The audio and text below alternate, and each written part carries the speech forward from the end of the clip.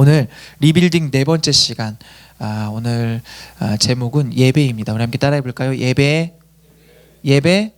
여러분, 하나님은 하나님의 백성을 결코 포기하지 않으십니다. 아멘. 하나님은 하나님의 백성을 결코 포기하지 않으세요. 이스라엘 백성들이요, 하나님 말씀에 불순종해서 하나님을 떠났죠. 하나님을 떠나고 난 이후에 그들은 멸망을 하게 됐는데, 멸망한 그들을 하나님께서 불쌍히 여기시고 긍휼히 여기셔서 그들을 다시 회복시키십니다. 그들을 포기하지 않으시고 다시 회복시키시는데, 물론 하나님이 회복시키시기 때문에 하나님의 주권적인 역사가 그들의 삶 가운데 일어나요. 그런데 여러분, 하나님이 회복하신다고 해서 내 삶에 나는 아무런 노력도 하지 않아도 되느냐? 그것은 아니고요. 하나님이 회복시키시는 그 과정 가운데 우리도 선택해야 되고 결정해야 되고, 또 갈등하는 부분들도 있고 고민하는 부분들도 있고, 때로는 그 하나님이 회복시키시는 그 과정 가운데 절망할 때도 있습니다. 그러나 분명한 것은 하나님은 그러한 과정들을 통해서 분명히 하나님의 뜻 가운데 우리를 인도하고 계시고, 하나님은 그러한 과정들을 통해서 저와 여러분 이스라엘 하나님 백성들을 연단하시는데, 연단하시는 이유는 하나님의 백성으로서 온전히 살아가도록 우리를 강건하게 하시려고 우리를 연단하신다라는 거예요. 그렇게 해서 결국에는 하나님의 뜻을 이루는 하나님의 백성이 되게 하십니다.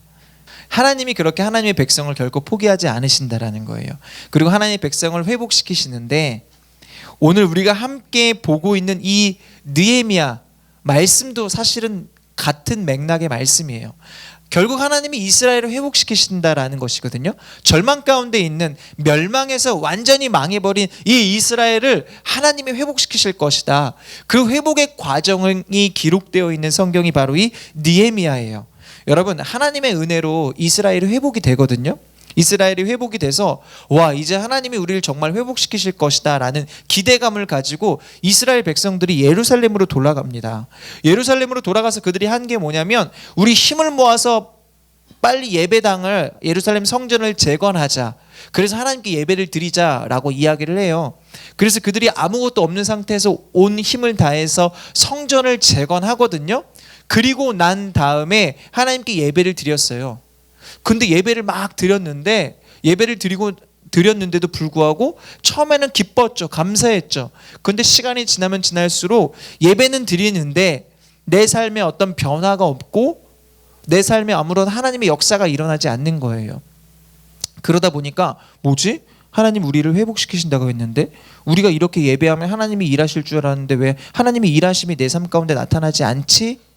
그런 마음들이 들기 시작하면서 계속해서 내 마음이 지쳐가기 시작합니다. 왜 하나님의 역사가 없지? 왜 하나님의 일하심이 나타나지 않지?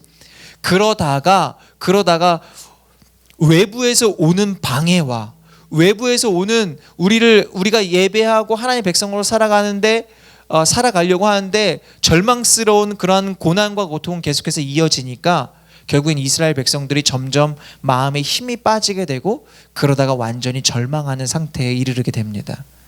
하나님은 이스라엘을 회복시키시는데 이스라엘이 회복하는 과정 가운데 지금 절망했다라는 거예요. 그래서 하나님이 누구를 보내셨습니까? 그곳에, 예루살렘에 느헤미야를 보내시죠. 하나님께서 느헤미야를 예루살렘 총독으로 보내셔서 이 예루살렘에 있는 이스라엘 백성들을 다시 회복하고자 하는 하나님의 역사를 주권적으로 시작하십니다. 그래서 느헤미야가 그 하나님의 역사를 이루기 위해서 예루살렘으로 갔거든요. 예루살렘에 가서 보니까 이들의 삶이 너무나 무너져 있고 이들의 마음이 너무나 무너져 있었어요. 그리고 이 이스라엘 백성들은 느헤미야를 통하여서 이제 하나님께서 우리 가운데 하실 일들, 비전들을 듣게 되거든요. 처음에는 그 이야기를 듣고 아무런 감정도 없고 또 아무런 어떤 느낌도 없었어요. 그러나 그들이 느헤미야를 통하여서, 하나님께서 느헤미야를 통해서 계속해서 이들에게 말씀하시는 거예요. 하나님이 우리를 회복하실 거야. 하나님이 우리를 회복하실 거야. 그러면서 느헤미야를 통해서 자신들이 예배를 드렸고 열심히 살았지만 그 삶 가운데 무엇이 잘못되었는지를 발견하게 됩니다. 자신들의 모습들을 발견하게 되었다라는 거예요. 그들이 열심으로 예배를 드렸고 열심으로 성전을 건축은 했지만 실제로 그들의 열심은 하나님과는 상관이 없었다라는 거예요. 그냥 나의 열심이었고 나의 노력이었다라는 거예요. 여러분, 그러니까 그들이 하나님께 예배는 드렸는데 나의 열심과 나의 노력이었다. 그리고 그들의 이스라엘 백성들을 다시 예루살렘으로 돌아가서 하나님께 예배드렸던 그들의 삶에는 전혀 변화가 없었어요. 그러니까 하나님께 예배는 드렸지만 예배를 드리고 난 이후의 삶은 여전히 세상 기준과 세상의 방법과 세상의 방향대로 나아가는 삶을 살았다라는 거예요. 그러니까 그들의 삶 가운데 하나님의 역사가 없었다라는 것입니다. 그것을 느헤미야를 통해서 이스라엘 백성들이 발견하게 된다라는 거예요. 여러분, 우리가 오늘 이 자리에 나와서 하나님께 예배하고 있습니다. 예배하고 있는데 이렇게 나와서 예배하고 있다고 해서 그 모든 예배가 하나님이 정말 기뻐 받으시는 예배일까? 이렇게 예배를 이 시간만 하나님께 집중한다고 해서 하나님 바라본다고 해서 하나님이 이 예배를 받으실까? 우리가 오늘 이 리빌딩 네 번째 시간 예배에 대한 말씀을 나눌 건데, 특별히 느헤미야는 이스라엘 백성들이 열심히 예배 드렸지만 그들의 삶의 변화가 없었고 그들의 삶이 무너지는 그러한 모습들을 보면서 생각했어요. 아, 이들이 드리는 예배가 하나님께 온전히 드려지는 예배가 아니었다. 그러면 어떻게 해야 되지? 느헤미야는 그러한 상황 속에서 어떻게 하느냐? 이 이스라엘 백성들의 예배를 세워 나가기 위하여 이제 이스라엘 백성들에게 이렇게 이야기를 하는데, 뭐라고 이야기하냐면 우리가 예루살렘 성벽을 재건하자라고 이야기합니다. 여러분, 예배를 세우기 위해서 우리가 일반적으로 생각하는 것은 예배 시간에 말씀 똑바로 들으세요, 찬양 똑바로 하세요, 기도할 때 마음을 다해 기도하세요, 말씀 집중해서 들으세요라고 하는 게 일반적으로 이게 예배를 세워나가는 거 아닌가? 라고 우리는 일반적으로 생각할 수 있습니다. 그러나 오늘 느헤미야를 보면 그렇게 이야기한 것이 아니라 느헤미야는 먼저 그들의 예배를 세우기 위해서 예루살렘 성벽을 재건하자라고 이야기합니다. 여러분, 이게 무슨 말일까요? 느헤미야는 그들이 하나님의 백성으로서 삶을 회복하고 하나님 나라를 세우는 백성 되게 하기 위하여 그들을 모으고 그들을 집중하게 해야 할 틀이 필요하다라는 것을 알았어요. 그러니까 그들의 마음이 하나로 모아져야 하는 그 틀이 필요하다라는 것을 아는데, 그 틀이 무엇이었느냐? 그것이 바로 예루살렘 성벽이었다라는 거예요. 여러분, 예루살렘 성벽은 눈에 보이는 틀이었거든요. 이 눈에 보이는 틀을 세우면서 결국에는 그들의 삶을 세우고 그들의 예배를 세우고자 했던 거예요. 다시 이야기하자면 예루살렘 성벽은 그들의 외적인 틀, 사역이었습니다. 사역. 그리고 그 사역을 하면서 결국엔 무엇을 세우려고 했느냐? 그들의 내면의 틀, 그들의 마음, 하나님의 백성으로서 이들이 이 예루살렘 성벽을 세워나가기 위해선, 이러한 사역을 하기 위해선 우리의 마음이 세워져야 되고 우리의 예배가 세워져야 되고 우리의 삶이 세워져야 된다라는 내면의 틀을 세우기 위하여 먼저 이 외적인 틀, 이 사역을 먼저 제시했다라는 거예요. 여러분, 예루살렘 성벽을 세워나가면서 결국에는 이스라엘 백성들이 느헤미야와 함께 그들의 삶이 세워지고 그들의 내면의 틀이 세워지는데, 여러분, 이 모습이 바로 지금 우리 교회의 모습과 매우 흡사한 모습입니다. 우리 교회가요, 그 24시간 예배와 또 캄보디아 선교가 정말 하나님이 원하시는 일입니까? 라고 우리가 함께 기도했어요. 이게 정말 하나님이 원하시는 뜻인가를 분별하자라고 해서 함께 기도를 했거든요. 사역적인 것을 위해 기도한 거잖아요. 근데 우리가 기도했을 때 하나님이 우리 가운데 주셨던 마음이 뭡니까? 먼저 우리의 예배를 세워라라는 말씀을 주셨거든요.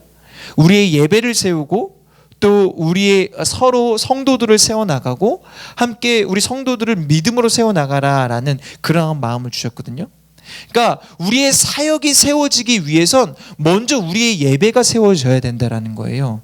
그래서 오늘 느헤미야는 이 예루살렘 성벽을 세워 나가면서 이 예루살렘 이스라엘 백성들의 삶을 세우고 그 삶을 세움으로 말미암아 예배를 세워 나가려는 그러한 계획들을 가지고 있었습니다.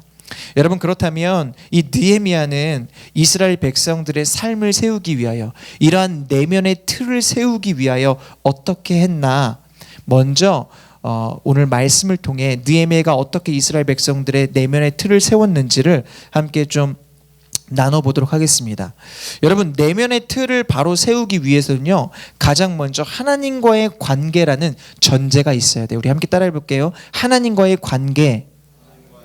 예, 하나님과의 관계라는 전제가 있어야 되는데, 여러분 기억해 보십시오. 1장에 보면 그 느헤미야가 이스라엘 백성들이 어려움 당하고 있다라는 소식을 듣고 그가 가장 먼저 한 것이 뭔가요? 기도였어요. 기도. 금식하고 기도했거든요. 그가 왜 금식하고 기도했을까요?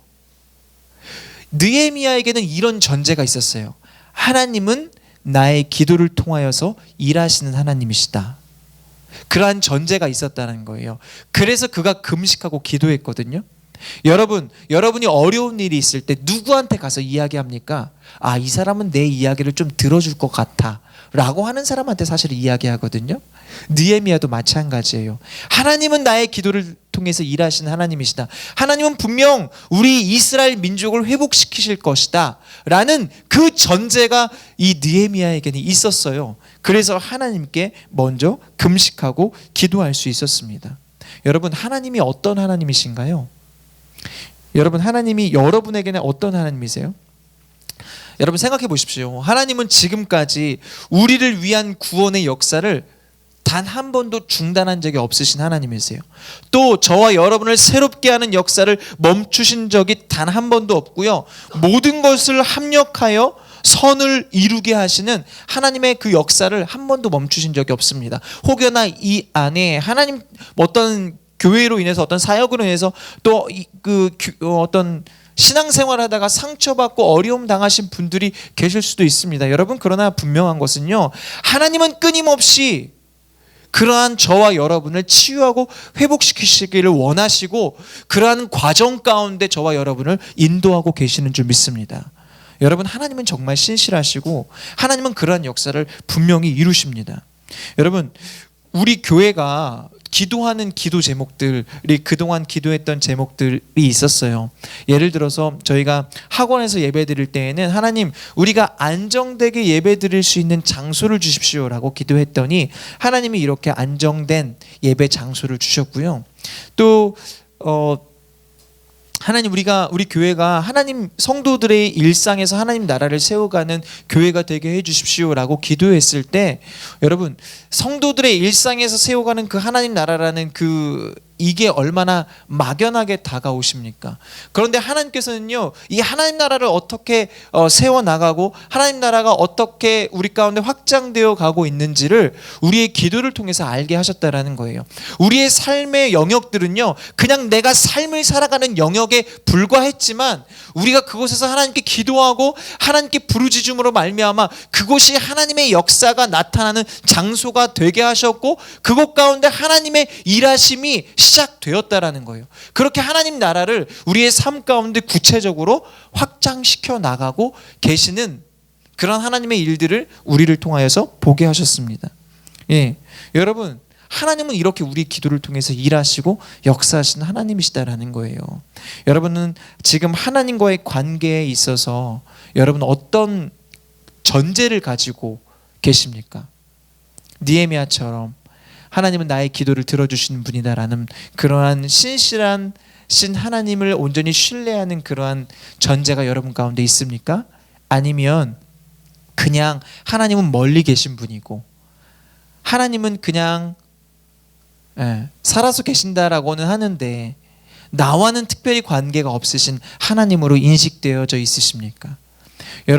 여러분과 하나님과의 관계가 신실하신 하나님을, 선하신 하나님을 끝까지 신뢰할 수 있는 바른 관계로, 바른 전제로 다시 리빌딩 되어지기를 예수님의 이름으로 간절히 축복합니다. 혹여나 여러분 안에 상처들과 아픔들과 그러한 어떤 아픈 기억들이 있다라면 아직도 여러분 안에 아 정말 이것이 하나님의 일하심인가라는 여러 가지 질문들이 있다라면 그 모든 것들이 주님으로 말미암아 응답을 얻고 아 정말 하나님은 이렇게 신실하시구나, 하나님은 이렇게 선하신 하나님이시구나, 내 삶에 펼쳐진 이러한 일들이 아 이렇게 하나님은 합력해서 이렇게 선을 이루시는구나 라고 고백할 수 있게 되시기를 간절히 소망합니다. 예. 여러분, 하나님이 때로는 우리 기도를 들어주시지 않는 것처럼 느껴질 때 있어요. 예. 제가 3주 동안 열심히 기도하는데 기도하면 할수록 내 삶에 시련이 오는 것 같고 아픔이 오는 것 같고 절망이 오는 것 같았어요. 예. 그런데 분명한 것, 저는 분명히 믿어요. 하나님은 내 기도를 들어주시는 하나님이시라는 것을. 아멘. 하나님은 여러분의 기도를 들어주세요. 우리의 아픔을 오히려 그 아픔을 사용해서 나를 치유하는 자로, 회복하는 자로 삼으실 거예요. 아멘. 여러분이 어떤 교회에서 사역하다가 그것으로 인해 상처를 받았다라면 하나님은 그것을 치유하시는 것뿐만 아니라 그 일로 인해 어려움 당하는 자들을 그 여러분을 통하여서 다시 회복시키실 거예요. 아멘. 하나님은 저와 여러분을 그렇게 선한 길로 인도하시는 분이라는 것입니다. 여러분, 하나님은 선하시고 그 선하심으로 우리를 인도하시는 분이십니다. 하나님의 뜻은 나의 뜻보다 늘 옳고 바르며 더 깊고 넓다라는 것을 여러분 믿으시기를 바랍니다. 여러분, 눈앞에 펼쳐진 상황으로 우리가 하나님을 쉽게 판단해 버릴 때가 많이 있습니다. 그러니까 눈에 보이는 것들에 의해서 우리가 사실은 판단을 많이 하거든요. 근데 여러분, 눈에 보이는 것 때문에 하나님을 판단하지 마십시오. 예, 눈에 보이는 것 때문에 하나님은 이런 분이시다 속단하지 마십시오. 예, 하나님은요 우리의 눈에 보이는 대로 일하시는 분이 아니라 눈에 보이지 않지만 우리의 마음을 단단하게 하시고 우리의 마음에 힘을 주시고 예, 보이지 않는 것들을 통해서 더 크게 일하시고 역사하시는 하나님이신 줄 믿습니다. 하나님은 영이시니 예배하는 자가 영과 진리로 예배하라라고 했잖아요. 하나님은 눈에 보이시지 않으세요. 그러나 지금 이곳 가운데 실제적으로 일하시고 역사하시는 분이 우리 하나님이세요. 아멘. 우리의 마음을 강건케 하시고 우리의 마음을 새롭게 하시고 여러분, 우리가 삶 가운데 하나님의 뜻을 이루는 백성으로 살아가도록 인도하시고 도우시는 분이 눈에 보이시지 않지만 지금도 여전히 살아서 우리를 선한 길로 인도하시는 그 하나님이시다라는 거예요. 그 하나님을 신뢰하시기를 축복합니다. 하나님을 그렇게 여러분이 신뢰하며 나아갈 때 그러한 신뢰가 무엇으로 표현되어지냐면 기도로 드려지고 또 예배로 하나님께 올려드려지는 거예요.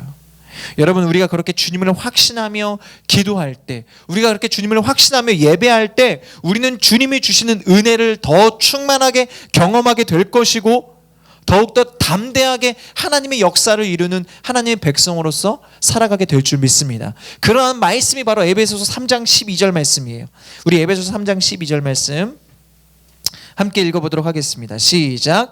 우리는 그리스도 예수 안에서 그리스도를 믿음으로 확신 가운데 담대하게 나아갈 수 있습니다. 아멘.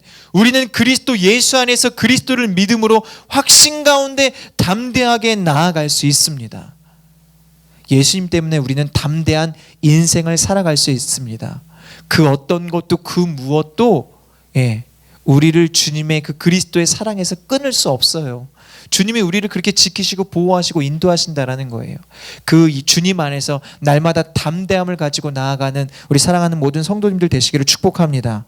여러분, 특별히 우리가 믿어야 하는 것은 이것입니다. 하나님과의 관계에 있어서 하나님은 나의 아버지, 우리의 아버지 되신다라는 거예요. 여러분, 성경에 보면요, 예수님이 하나님 아버지를 언급하실 때 거의 대부분을 예수님은 내, 너희, 이 you라는 인칭 대명사를 쓰십니다.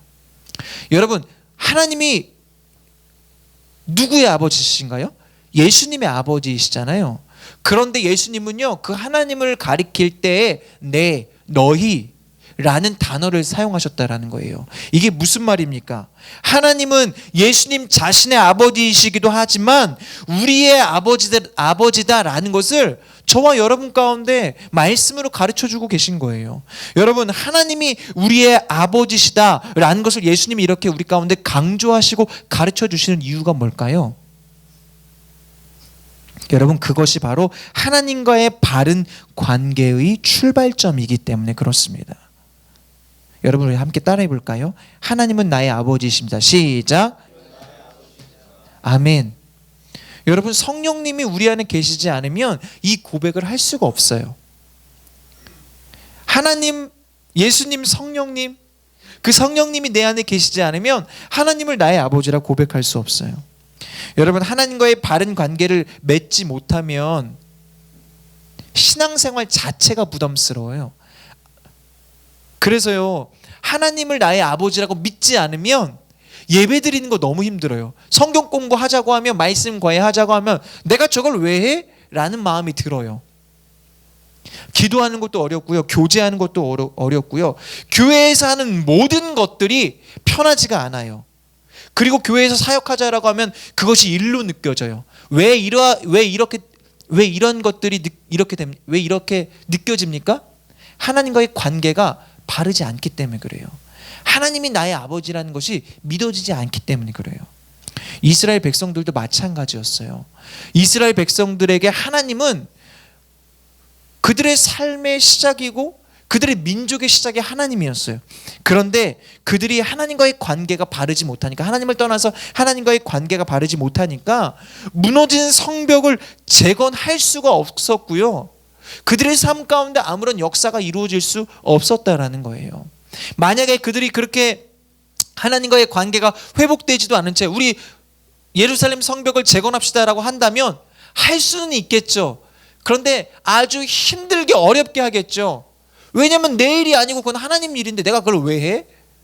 여러분, 가장 중요한 것은요, 하나님과 우리와의 관계가 회복되어져야 하고, 먼저 하나님은 나의 아버지시다라는 그러한 바른 관계가 설정되어야 한다라는 거예요.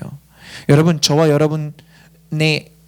여러분 가운데 저와 여러분이 하나님과의 관계가 바르게 세워져야 합니다. 아멘. 예. 그래야 우리의 예배도 세워지고 우리의 믿음도 세워지고 우리의 인생도 바르게 세워질 수 있다라는 거예요. 하나님과의 관계가 바르게 제대로 세워지기를 예수님의 이름으로 축복합니다. 아멘. 예, 그렇게 하나님과의 바른 관계를 통하여서 우리의 신앙생활이 하나님이 주시는 은혜로 늘 공급받고 채움받는 저와 여러분의 삶이 되기를 소망합니다. 두 번째로, 우리의 내면의 틀이 세워지기 위해선 우리가 하나님의 백성으로서 사명이 다시 세워져야 돼요. 우리 함께 따라해 볼까요? 사명이 다시 세워져야 합니다. 여러분, 교회를 다닌다고 모든 사람들이 다 성도일까요? 교회를 다닌다고 모든 사람들이 다 그리스도인일까요? 교회를 다니는 사람들이 모두가 그리스도인은 아니에요. 그냥 우리가 부를 수는 있는데 정말 말 그대로 성도, 거룩한 하나님의 백성 모두가 다 그렇다라는 건 아니에요. 하나님과의 관계가 바로 세워진 사람만이 여러분 성도라고 불릴 수 있고 그리스도인이라고 불릴 수 있습니다. 여러분, 그렇다면 하나님과의 바른 관계는 어디서부터 시작될까? 하나님과의 바른 관계는 어디서부터 시작될까요? 예수님과 예수님의 제자들의 경우를 함께 좀 살펴볼게요. 예수님은 예수님의 제자들과 몇 년 동안 함께 공생애 생활을 하셨나요? 몇 년? 3년 동안 그 예수님의 제자들과 동고동락했거든요. 그러면은 예수님 제자들은요, 예수님께 교육도 받고 또 말씀 훈련도 받고 함께 사역도 하면서 먹고 마시고 예수님과 함께 생활하면서 아주 잘 훈련이 되어졌어요. 여러분, 그렇다면 예수님과 제자들은 바른 관계였다라고 이야기할 수 있나요? 바른 관계였다고 이야기할 수 있나요? 있어요? 예, 그렇게 이야기할 수 있죠. 그런데 실제로 이것을 이제 하나하나 살펴보자면, 예수님이 십자가에 못 박히실 때에 어떤 예수님의 제자 한 사람은 예수님을 십자가에 팔아 넘겼습니다. 그리고 또 한 제자는 이분이 너의 스승 아니냐라고 했을 때 예수님을 부인하고 예수님을 저주했습니다. 그리고 나머지 10명의 제자는 어떻게 했나요? 다 도망갔죠. 그렇다면 예수님 3년 동안 동고동락했던 그 예수님의 제자들이 예수님과의 바른 관계였다라고 이야기할 수 있나요? 그렇지 않은 것 같아요. 3년 동안 예수님을 잘 따라다니고 훈련은 받고 교육도 잘 받았지만 실제로 예수님이 이렇게 어려움 당하셨을 때, 고통 당하셨을 때 예수님의 제자들은 예수님 곁에 아무도 없었어요. 그런데 그러한 제자들에게 예수님이 부활하시고 난 다음에 다시 나타나십니다. 제자들이 부활의 주님을 만났다라는 거예요. 그리고 그 다음에 예수님이 하늘로 오르신 다음에 제자들이 열심히 기도하잖아요. 마가의 다락방에서. 그때 성령님이 그들 가운데 임하세요. 그리고 난 다음에 그 제자들은 이전과는 다른 모습으로 살기 시작합니다. 정말 그리스도인으로서 살게 되었고, 정말 제자로서 살게 되었고, 정말 예수님의 증인으로서 살기 시작합니다. 여러분, 그렇다면 바른 관계가 어디서부터 시작된 것일까요? 부활의 예수님을 만나고 성령님이 그들 가운데 임했을 때, 부활의 예수님을 만나고 성령님이 그들 가운데 임했을 때 우리는 하나님과의 바른 관계, 예수님과의 바른 관계로서 그리스도인다운 삶을 시작할 수 있다는 거예요. 이것을 다시 이야기하자면 예수님이 나의 구세주이고 예수님이 나의 구원자임을 믿어질 때, 그것을 믿기 시작할 때 우리의 신앙생활은 비로소 시작된다는 거예요. 이것을 다시 이야기해 보자면 여러분, 구원은요 우리 신앙생활의 목적이 아니라는 거예요. 구원은 우리 신앙생활의 목적이 아니라, 여러분, 구원받는 것은, 예수 믿고 구원받는 것은 우리 신앙생활의 시작점입니다. 아멘. 그렇게 우리는 구원받고 난 이후에 우리의 신앙이 시작되는 거예요. 우리가 그리스도인으로서의 삶이 시작되는 거예요. 믿음 생활이 그때부터 시작되는 거예요. 그때부터 진짜 우리가 성도로서 그리스도인으로서 살기 시작하는 거예요. 구원받기 전까지는 신앙생활 아니고 종교행위예요. 구원은 우리의 신앙의 시작점이에요. 그때부터 하나님의 역사, 하나님의 능력, 하나님의 은혜가 내 삶 가운데 부어지고 나를 통하여서 하나님의 일들이 시작되는 거예요. 여러분, 하나님이 저와 여러분을 구원하신 이유가 뭘까요? 구원하신 이유, 사랑하셔서예요. 우리 함께 따라 볼까요? 나를 사랑하셔서. 예. 나를 사랑하셔서 우리를 구원해 주셨는데, 여러분, 하나님이 나만 사랑하시나요? 나만 사랑하시나요? 옆에 있는 분들 다 사랑하시고, 이 세상에 아직 주님을 믿지 않는 그러한 사람들도 다 사랑하시죠. 여러분, 그렇다면 우리를 왜 먼저 구원하셨을까요? 우리를 왜 먼저 구원하셨을까? 우리를 먼저 구원하신 이유는 내가 그 예수님의 사랑을 알고 내가 구원받았기 때문에 그 사랑 가지고 너도 그 사랑을 전하라는 그 사명을 우리에게 주시기 위해서 우리를 먼저 구원하셨다라는 거예요. 여러분, 나를 통해 복음이 전해져야 하기 때문에 저와 여러분을 먼저 구원하신 거예요. 조금 먼저 구원해 주신 거예요. 이것을 다시 이야기하자면 우리는 구원받은 동시에, 주님의 사랑과 주님의 은혜로 구원받은 동시에 사명을 받은 사명자들이 되었다라는 거예요. 여러분, 구원받은 자들은 단 한 명도 예외가 없습니다. 주님의 사랑을 깨달은 자, 주님의 사랑을 힘입고 구원받은 자들은 단 한 명도 그 사명에서 예외되는 사람이 없어요. 너를 통하여서 나는 그 사랑이 흘러가기를 원해. 너를 통하여서 나는 그 복음이 세상 가운데 흘러가길 원해. 오늘 우리 요한 형제가 기도했잖아요. 여러분, 복음이 우리들을 통해서 세상 가운데 흘러가고 온 열방 가운데 흘러가는 것, 그것이 바로 하나님이 우리를 먼저 구원하신 이유와 목적이라는 거예요. 내가 인식하든 인식하지 않든 우리는 그러한 사명을 띠고 있는 사람들이에요. 그런데 만약에 내가 그러한 사명에 불타지 않는다라면 여러분, 내 안에 주님이 구원해 주신 그 사랑이 다시 회복되어져야 돼요. 왜냐하면 그 사랑은 결코 식을 수 없는 사랑이거든요. 나를 향한 그 사랑은 결코 끊어질 수 없는 사랑이거든요. 지금도 나를 향하여서 여전히 주님은 눈동자같이 저와 여러분을 지켜보고 계시고 그렇게 보호하시고 지키시고 인도하시는데, 그 이유가 무엇입니까? 나를 통하여서, 저와 여러분을 통하여서 하나님의 뜻을 이루시기를 원하시거든요. 여러분, 사탄이 우리에게 이렇게 속삭이고 거짓말합니다. 뭐라고 속삭이냐면, 너 하나 신앙생활 하는 것도 어려운데 네가 무슨 복음을 전해, 너가 무슨 사명을 감당해 라고 거짓말하거든요. 여러분, 절대 아니에요. 물론 그냥 우리 자신이 나 스스로, 여러분 저만 봐도 그렇잖아요. 저는 저 스스로를 보면 되게 무능하다라고 생각하거든요. 요즘에 사실은 이 다이어트를 해야 되는데 못하는 저 자신을 보고 절망이 되려고 해요, 자꾸. 예. 옛날 같으면 열심히 운동하면 금방 빠지지라는 생각을 했는데, 지금은 그런 생각, 내가 굳이 왜 빼야 되지, 또 이런 부정적인 생각들을 자꾸 하거든요. 여러분, 그런데 나 스스로만을 보면 그렇다라는 거예요.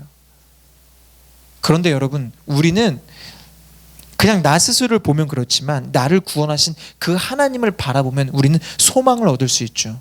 이런 나 같은 사람도 구원해 주신 하나님. 여러분, 이 말이 얼마나 피상적으로 들리고 얼마나 상투적으로 들립니까? 그러나 여러분, 이것이 진짜고요. 그러니까 우리는 되게 연약한 존재고 우리는 되게 부족한 존재이지만, 그런 부족하고 연약한 저와 여러분을 하나님이 먼저 구원해 주신 이유, 이것을 우리가 분명히 기억해야 돼요. 그리고 그런 사탄의 속삭임, 네가 뭔데 우리를 정죄하고 우리를 참소하는 그런 사탄의 그 속임, 거짓말에 여러분 속지 마시고, 사탄보다 크신 하나님, 여러분 사탄도 하나님의 피조물에 불과해요. 하나님이 이미 승리자이시고 하나님이 온 세상의 주권자이심을 기억하면서, 그 하나님은 우리를 구원하시면서 저와 여러분을 사명자로 살길 원하시고 우리를 그렇게 인도하시는 하나님이시라는 그 믿음이 저와 여러분 가운데 있기를 간절히 소망합니다. 여러분, 하나님의 손길을 경험하고 싶으세요? 하나님의 역사를 경험하고 싶으세요? 그렇다면 하나님이 주신 사명을 감당하기 위하여 노력하십시오. 그런데 여러분, 나는 그 사명을 잘 모르겠다라고 하시는 분들이 계실 거예요. 그렇다면 여러분, 교회 안에서 내가 할 수 있는 일이 무엇인지를 먼저 좀 생각해 보시고 찾아보시고 능동적으로 그 일들을 찾아서 해 보십시오. 물론 이야기가 서로 협의되어야 되는 부분도 있을 것입니다. 그런 거 같이 이야기하면서 하면 될 것 같고요. 이 교회는 어느 한 사람만의 교회가 아니라 그렇게 하나님이 사명을 주신 사명자들에 의해서 함께 세워져 나가는 교회이기 때문에 여러분이 할 수 있는 것들을 여러분이 생각해 보시고, 여러분이 그렇게 교회를 세워나가기 위하여 하나님이 주신 사명을 위하여 노력하고 헌신할 때 여러분을 통하여서 하나님의 역사가 나타나게 되는 줄 믿습니다. 아멘. 여러분, 그러한 사명이 우리 안에 바르게 세워질 때 우리의 내면의 틀도 바르게 세워질 수 있다라는 거예요. 여러분, 이스라엘 백성들은 절망 가운데 있었지만 그들이 다시 힘을 모아서 성벽을 재건하는 역사를 할 수 있었던 이유가 무엇이냐? 그것이 바로 자신들의 사명, 잊고 있었던 그 사명을 자각했기 때문입니다. 여러분, 사명이 회복되면요, 인생의 목적이 생기고 그 목적을 향해 나아가기 때문에 우리 안에 에너지가 생기고요, 그 에너지가 생길 때 우리를 가로막는 그러한 방해와 사탄의 그러한 계략들을 이겨낼 수 있다는 거예요. 우리 오늘 느헤미야 2장 19절과 20절 말씀 함께 읽어볼 건데요, 제가 19절, 여러분이 20절 이렇게 읽어보도록 하겠습니다. 그러나 호론 사람 산발락과 관리인 암몬 사람 도비야와 아라비아 사람 게셈이 이 말을 듣고 우리를 조롱하고 비웃었습니다. 그들이 말했습니다. 너희가 무슨 짓을 하려는 것이냐? 왕에게 반역이라도 할 참이냐?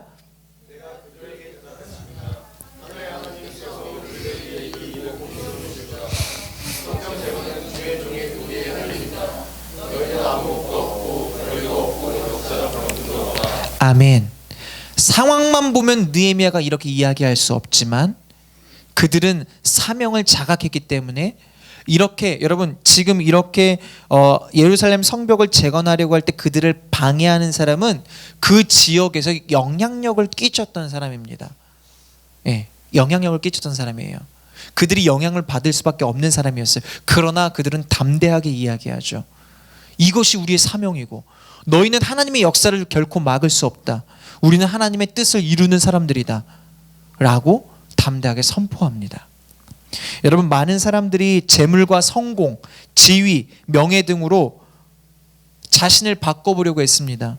여러분, 교회 안에도 그런 분들 되게 많거든요. 직분 때문에 충성 봉사하시는 분들 되게 많아요. 내가 어떤 직분 받고 싶어서, 또 내가 어떤 직분에 있기 때문에 어쩔 수 없이 하시는 분들이 많거든요. 여러분, 그런데 분명한 것은요, 그러한 지위나 외적인 환경, 그렇게 충성 봉사했다고 해서 내가 변화되는 건 아니에요. 내가 어떤 위치에서 이 일을 했다고 해서 제가 목사로서 설교만 한다고 해서 제 삶이 설교대로 사라지는 건 아니라는 거예요. 우리가 기도만 한다고 해서 그 기도가 그대로 이루어지는 건 아니라는 거예요. 기도했다면, 말씀을 선포했다면, 우리가 말씀을 들었다면 그 기도의 내용대로, 말씀의 내용대로 우리가 그러한 삶을 살기 위해 노력해야 된다는 거예요. 그러한 노력들은 어디서부터 시작되느냐? 나의 내적인 변화, 내적인 틀, 내 안에 마음에 힘이 생길 때 그러한 삶을 우리가 살아갈 수 있는데, 여러분, 그러한 삶은요, 나는 하나님의 자녀라는, 하나님이 나의 아버지라는 분명한 믿음과 내가 하나님의 백성으로서 나를 통해 하나님이 일하실 것이고 역사하신다라는 그러한 사명이 회복될 때 우리의 삶은 변화되는 줄 믿습니다. 여러분, 결국 그렇게 변화된 삶을 하나님이 받으시고 그것이 바로 우리가 하나님께 올려드려야 할 진정한 예배라는 거예요. 우리 로마서 12장 1절 말씀, 로마서 12장 1절 말씀 우리 함께 읽어보도록 하겠습니다. 시작. 그러므로 형제들이여, 내가 하나님의 자비하심으로 여러분에게 권합니다. 여러분의 몸을 하나님이 기뻐하시는 거룩한 산 제물로 드리십시오. 이것이 여러분이 드릴 영적 예배입니다. 아멘. 여러분, 하나님이 원하시는 예배는 내 삶을 예배로 드리는 거예요. 예배 시간만 주님께 드리는 것이 아니라 내 삶의 모든 순간을 하나님은 예배로 받기를 원하십니다. 여러분, 우리의 예배는 오늘 이 시간만이 아님을 기억하십시오. 우리의 삶 전체가 하나님을 예배하는 예배임을 기억하시기를 바랍니다. 그럴 때 우리의 삶이 예배가 될 때 우리의 사역도 세워지는 거예요. 예. 우리들을 통해 하나님의 역사가 나타나기 위해선 우리의 삶이 먼저 세워져야 하고, 그렇게 우리의 삶이 세워질 때 우리의 삶이 예배되어서 하나님의 역사로 나타나게 되는 거예요. 여러분, 이제 말씀을 마무리할 건데요, 오늘 우리가 느헤미야 2장을 함께 봤거든요. 보고 난 다음에 느헤미야 2장 다음에는 느헤미야 몇 장일까요? 느헤미야 3장이겠죠. 느헤미야 3장 내용에는 어떤 내용이 기록되어 있겠습니까? 이들의 이제 이러한 내면의 틀이 막 세워지기 시작했어요. 이들의 삶이 막 세워지기 시작한 거예요. 이들의 사명이 세워지고 하나님과의 관계가 세워졌어요. 그렇다면 이제 3장에 가면 어떤 내용들이 기록되어 있을까요? 예루살렘 성벽이 재건되어지는 그런 내용들이 기록되어 있어요. 무슨 말입니까? 그들의 내면의 틀이 세워지니까 외적인 틀, 사역이 세워짐이 나타났다라는 거예요. 여러분, 하나님은 분명히 우리 살아있는 교회를 통해서 일하실 것입니다. 아멘. 하나님은 우리에게 주신 꿈과 그 비전들을 반드시 이루실 거예요.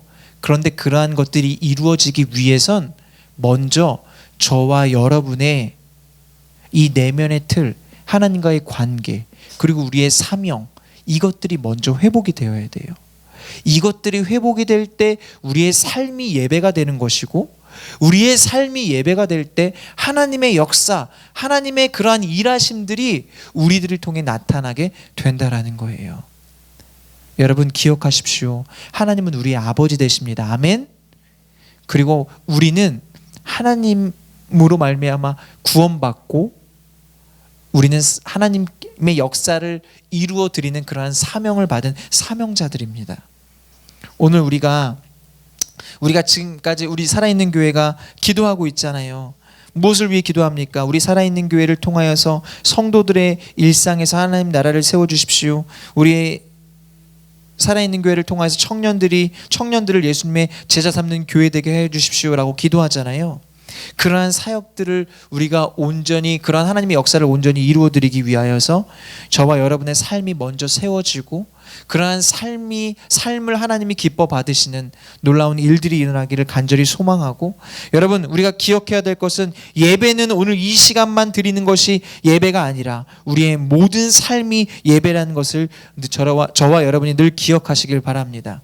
그래서 우리의 삶이 하나님을 기쁘시게 하는 예배가 되어서, 그렇게 우리가 하나님을 기쁘시게 할 때 하나님이 받으시는 그 기쁨 이상의 기쁨을 저와 여러분에게 허락하여 주실 줄 믿습니다. 아멘.